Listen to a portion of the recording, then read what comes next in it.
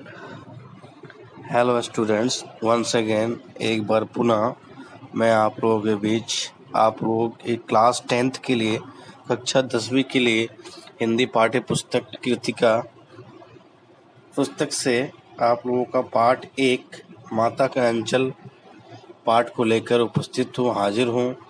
और आज जो है माता का अंचल पाठ का जो दूसरा भाग है, पूर्व में मैंने जो कक्षाएं ली है, जो वीडियो मैंने आप लोगों के बीच संबोधन किया है, उसमें मैंने माता का अंचल पाठ से प्रथम भाग यानी कुछ अंश जो है आप लोगों के बीच मैंने साझा किया था, ठीक है।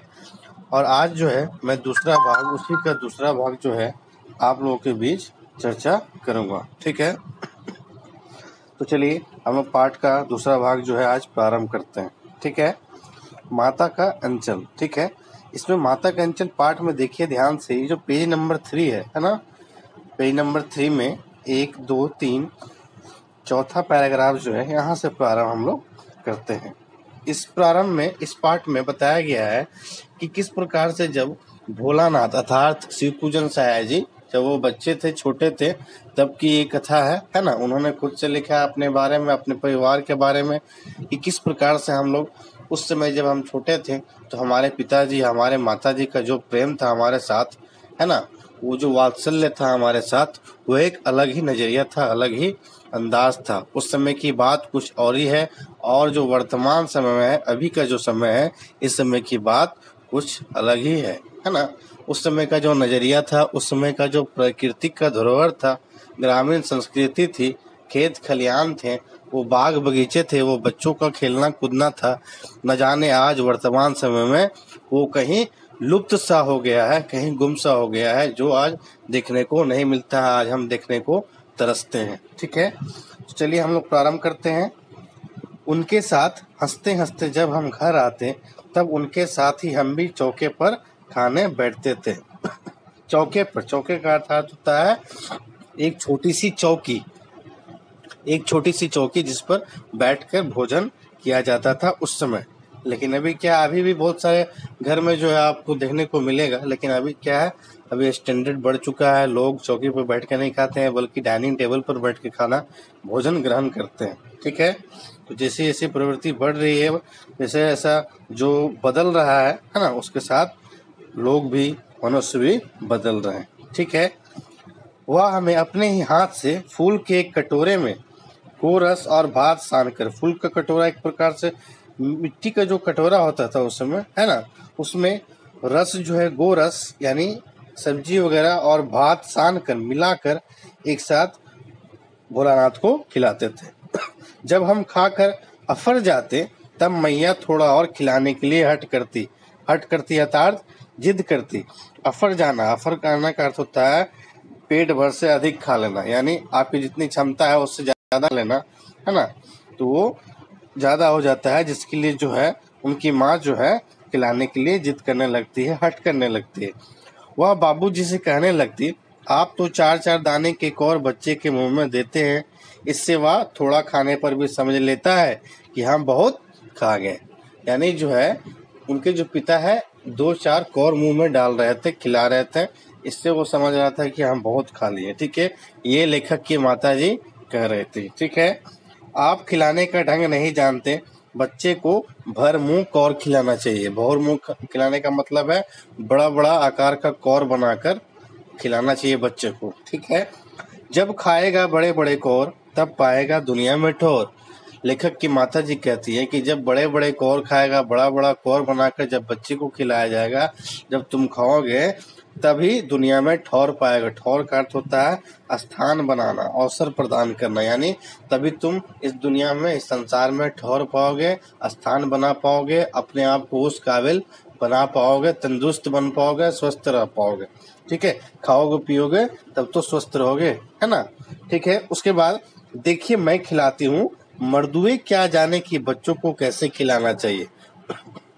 मर्दुए जाने यानी लेखक की जो माता है वो अपने पति से, है ना, भोलानाथ के पिता से कह रही हैं कि जो मर्द लोग होते हैं, यानी मर्द पुरुष जो होते हैं, वो क्या जाने के बच्चों को कैसे खिलाना चाहिए, कैसे भोजन कराना चाहिए। और महतारी के हाथ से खाने पर बच्चों का पेट भी भरता है। यहाँ पर एक शब्द है महतारी। महतारी का अर्थ होता है माँ या माता, मम्मी, मदर। ठीक है, माँ के हाथ से खाने पर बच्चों का जो है ना पेट भी भर जाता है। अगर हम थोड़ा सा भी माँ के हाथों से खा लेंगे, माँ के हाथों का बना हुआ खाना, व्यंजन जो है वो जो हम लोग थोड़ा सा भी चख लेते हैं ना, तो ऐसा लगता है, ऐसा प्रतीत होता है मानो हमने बहुत खा लिया। क्यों ऐसा लगता है? क्योंकि माँ के हाथों से बना हुआ भोजन में वो ममतत्व भरा होता है, वो जो प्यार भरा होता है, उनके हाथों से खाने का आनंद ही कुछ और है, मजा ही कुछ और है, जो किसी दूसरे के हाथों से खाने से प्राप्त नहीं होती है। ठीक है, उसके बाद यह कह वह थाली में दही भात शांति और अलग अलग तोता, मैना, कबूतर, हंस, मोर आदि के बनावटी नाम से कौर बनाकर यह कहते हुए खिलाती जाती कि जल्दी खा लो नहीं तो उड़ जाएंगे। पर हम उन्हें इतनी जल्दी उड़ा जाते थे कि उड़ने का मौका ही नहीं मिलता था। पहले के समय में या अभी के समय में भी बच्चों को जो है, अगर बच्चे ऐसे बच्चे हैं जो भोजन नहीं करते हैं, जो नहीं खाना पसंद करते हैं, जल्दी खेलने में व्यस्त रहते हैं, तो उन बच्चों को जो है तरह तरह का बनावटी खेल बनाकर खिलाया जाता है ना। उस समय में तोता, मैना, उड़ने का, लो तोता खा, जल्दी खा लो नहीं तो तोता खा लेगा, मैना खा लेगा, तरह तरह की बातें जो है करते थे ताकि बच्चे जो है आसानी से खा लें और भर पेट खा लें। ठीक है, उसके बाद आगे क्या है देखिए, जब हम सब बनावटी चिड़ियों को चट कर जाते थे तब बाबूजी कहने लगते, अच्छा अब तुम राजा हो, जाओ खेलो। ठीक है, बस हम उठकर उछलने कूदने लगते थे, फिर रस्सी में बंधा हुआ काठ का घोड़ा लेकर नंग धड़ंग बाहर गली में निकल जाते थे। जब कभी मैया हमें अचानक पकड़ पाती तब हमारे लाख छटपटाने पर भी एक चुल्लू है ना कड़वा तेल हमारे सिर पर डाल ही देती थी। करवा तेल का अर्थ होता है सरसों का तेल। पहले के समय में बच्चों को जो है, या बहुत बुजुर्ग व्यक्ति या नौजवान जो भी कहिए, उस समय में करवा तेल यानी सरसों तेल का प्रयोग ज्यादातर करते थे। लेकिन अभी के समय में जो है वो चेंज हो चुका है, परिवर्तन हो चुका है। लोग सरसों का तेल इस्तेमाल नहीं करते हैं, बहुत कम करते हैं। अभी भी करते हैं लेकिन अधिकांशता नहीं करते हैं, वो ना के ही बराबर समझा जाए। ठीक है, उसके बाद हम रोने लगते और बाबूजी उस पर बिगड़ खड़े होते, पर वो हमारे सिर में तो तेल बूथ कर यानी लगाकर मिलाकर हमें उबटकर ही छोड़ती थी। फिर हमारी नाभि और लीलार में काजल की बिंदी लगाकर चोटी गूंथती और उसमें फूल लट्टूदार बांध कर रंगीन कुर्ता टोपी पहना देती थी। हम खासे कन्हैया बनकर बाबूजी की गोद में सिसकते बाहर आते थे। उसके बाद कुर्ता टोपी पहनकर वो जो भोलानाथ है, खासे कन्हैया अर्थात कृष्ण जी जैसे लग रहे थे, और वो जो है बाबूजी की गोद में सिसकते रोते रोते बाहर आते थे। ठीक है, उसके बाद बाहर आते ही हमारी बाट जोने वाला बालकों का एक झुंड मिल जाता था। बाट जोने वाले यानी बालकों के जैसा जो है, हम यानी हमजोली यानी मित्रता, जो मित्र मंडली होता है, सभी बच्चों का जो समूह होता है, जो सभी बच्चे मिलकर एक साथ खेलते हैं, है ना, उसको कहा जाता है बाट जोड़ने वाला। हम उन खेल के साथियों को देखते ही सिसकना भूलकर, रोना भूलकर बाबूजी की गोद से उतर पड़ते और अपने हमजोलियों के दल में मिलकर तमाशे करने लग जाते थे, यानी तरह तरह का खेल खेलने लग जाते थे। तमाशे भी वैसे वैसे नहीं, तरह तरह के नाटक, चबूतरे का एक कोना भी नाटक घर बनता था। बाबूजी जिस छोटी चौकी पर बैठकर नहाते थे वही रंगमंच बनती। रंगमंच मतलब स्टेज बनता था, है ना। वो तरह तरह का खेल खेलते थे, रंगमंच बनता था, स्टेज बनता था और उस पर तरह तरह का खेल होता था। जो पहले के समय में ऐसे खेल बच्चे खेलते थे और अभी के समय में वो खेल न जाने कहाँ लुप्त हो गई है, न जाने कहाँ गायब हो चुकी है। ठीक है, उसके बाद उसी पर सरकंडे के खम्भों पर कागज का चंदवा तान कर मिठाइयों की दुकान लगाई जाती। कागज का चंदवा, चंदवा का अर्थ होता है एक छोटा सामियाना, है ना। एक छोटा सामियाना यानी एक छोटा कपड़े का वहां घेर दिया जाता था चारों तरफ। किसके चारों तरफ? उस जो चौकी बना हुआ है रंगमंच, उसके चारों तरफ जो है चंदवा से घेर दिया जाता था ताकि लोग बाहर से ना देख पाए।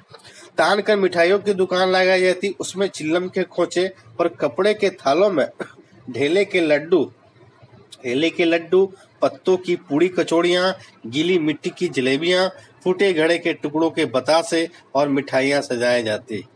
ठिकरों के बटखरे और जस्ते के छोटे छोटे टुकड़ों के पैसे बनते हैं, मनी। हम ही लोग खरीदार, हम ही लोग खरीदने वाले होते हैं और हम ही लोग दुकानदार, यानी सब हम ही लोग होते थे, क्योंकि यहाँ पर जो है खेल हो रहा है। बाबूजी भी 2-4 गोरखपुरी पैसे खरीद लेते थे। बाबूजी भी आते थे, वो भी सामान खरीदते थे बच्चों से, ठीक है। यानी जो है ना कि बड़े जो लोग होते हैं, बुजुर्ग होते हैं, वो भी बच्चों को देखकर ही बच्चे बनते हैं और बच्चा बनना पड़ता है बच्चों के साथ, ठीक है। उसके बाद इस पार्ट में बताया गया है कि थोड़ी देर में मिठाई की दुकान बढ़ाकर हम लोग घरौंदा बनाते हैं थे। धूल की मेड़ दीवार बनती और तिनका का छप्पड़, दातुन के खंबे, दिया सलाई की पेटियों के किवाड़ दरवाजे, घड़े के मोहरे की चूल्हा चक्की, दिए की कढ़ाई और बाबूजी की पूजा वाली आचमनी कलछी बनती थी। पानी की घी, धूल के पिसान और बालू की चीनी से, है ना, चीनी यानी बालू जो है उसको चीनी मानते थे, हम लोग ज्योनार तैयार करते थे। ज्योनार का अर्थ होता है भोज या दावत, भोजन। हम ही लोग ज्योनार करते हैं और हम ही लोग की ज्योनार बैठती थी। जब पंगत बैठ जाती थी, पंगत यानी पंक्तियां, लाइन, तब बाबूजी धीरे धीरे से आकर पांत के अंत में, पांत का अर्थ होता है यानी पंक्ति, लाइन, है ना, उसके अंत में लास्ट में जाकर जिमने के लिए बैठ जाते। जिमने का अर्थ होता है भोजन करने के लिए। क्या अर्थ होता है जिमने का? भोजन करने के लिए बैठ जाते थे। उनको बैठते देखते ही हम लोग हंसकर और घरौंदा भिगाकर भाग चलते थे। वह भी हंसते हंसते लोटपोट हो जाते और कहने लगते, फिर कब भोज होगा भोलानाथ। यानी वो भी हंसने लगते देखकर, यानी ऐसे खेलों को देखकर बाबूजी भी हंसने लगते हैं और भोलानाथ अपने पुत्र से पूछने लगते, फिर कब भोज होगा भोलानाथ। ठीक है, तो इस पार्ट में फिलहाल इतना ही।